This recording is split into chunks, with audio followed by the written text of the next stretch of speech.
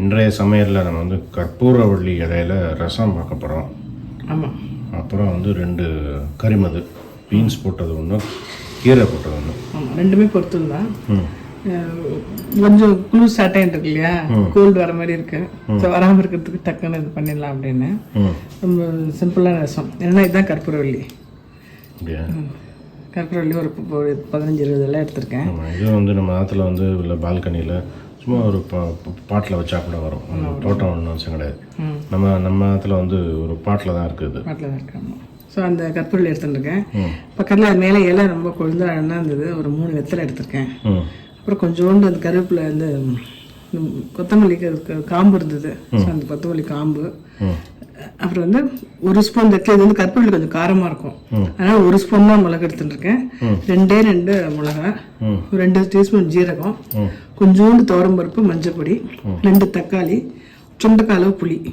இதெல்லாம் சிம்பிள். எல்லாத்தையும் ஒன்றா வச்சு அரைச்சிட்டு ஒரு 5 நிமிஷம் கொதிக்க விட்டதுக்கப்புறம் ஜலம் விளாவிட்டு கடுகு பெருங்காயம் தாளிச்சு கொட்டிடுவேன். அவ்வளோதான் சிம்பிள் ரசம்.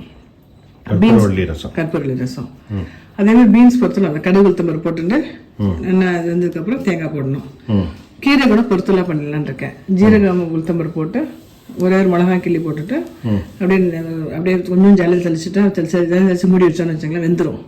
அதில் தேங்காய் போட்டுருது. என்ன கீரை? எல்லாம் மிக்ஸ்டு கீரை வச்சுருக்கேன். ஆக்சுவலாக வந்து நான் தண்டு கீரைனா கொஞ்சம் கோல்டாகிடும். ஸோ நான் சிறுகீரை கொஞ்சம் இருந்தது, அதனால் 2-3 கீரை மிக்ஸ் பண்ணியிருக்கேன். கீரை, பீன்ஸ் பொறுத்து ரசம். தலையை வந்து வின்டர் ஸ்பெஷல் தலையை. அப்படியே எல்லாம் ஒன்றா அரைச்சிட வேண்டியதான். தெரிஞ்சதுலேயே ஒன்றா மிக்ஸில் அரைச்சிக்கிறேன். கற்பூரவள்ளி, வெத்தலை, உப்பு, மஞ்சப்பொடி, துவரம்பருப்பு, மிளகு, ஜீரகம், ஒரு மிளகா, தக்காளி, புளி அரைச்சிட்டு போட்டுறேன். இப்போ பொறுத்தல் அப்படி 2 எலுப்பு சட்டிலையும் போட்டுருந்தேன். அது பாட்டு ஆயிட்டு இருக்கும். ஓகே, வின்டர் தலையை.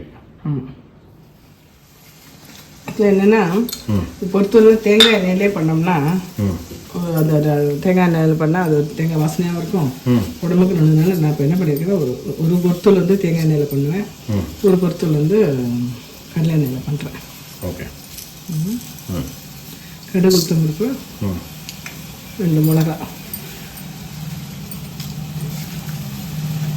அப்புறம் இந்த இதை போட்டு ஜலம் தெளித்து மூடி வச்சுருவேன். உப்பு போட்டு. கீரைக்கு வந்து 2 ஜீரகம், 2 உளுத்தம்பருப்பு, அது 2 மிளகா, அதையும் போட்டுட்டு 2 அடுப்பில் சிம்மில் வச்சு ஜலம் தெளிச்சுட்டு மூடி வைப்பேன். வாங்கிட்டு இருக்கட்டும். அதில் மிக்சியில் அரைச்சிக்கிறேன் ரசத்துக்கு. சின்ன விட்டுருக்கேன்.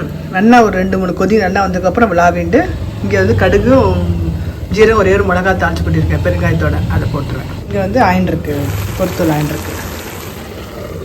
இதேமாரி கீரையும் ஆயின் இருக்கு. தக்காளியோட பச்சை வாசனை, கற்பூரவள்ளியோட பச்சை வாசனை கொஞ்சம் போனதுக்கப்புறம் ஜலம் விளாவிட்டு தாளிச்சு கொட்ட வேண்டியதான். நல்லா கொதிக்கிறது. இப்போ ஜலம் விட்டுறேன்.